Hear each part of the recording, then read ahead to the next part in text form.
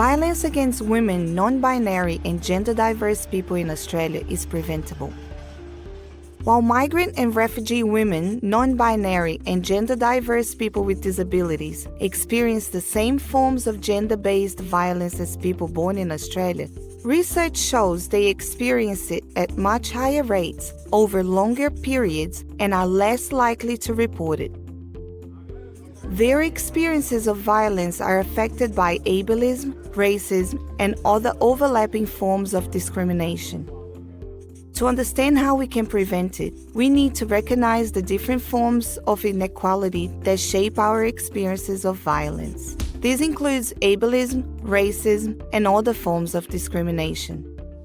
To create change, we must address structural barriers and stigma around disability in our communities and break down systemic barriers to increase access to culturally appropriate and accessible services. We must focus on fostering inclusive social norms, practices, and structures to empower and support migrant and refugee women, non-binary and gender-diverse people with disabilities. At an individual level, we can do this by challenging negative stereotypes and all forms of discrimination, including racism, ableism, and gender inequality.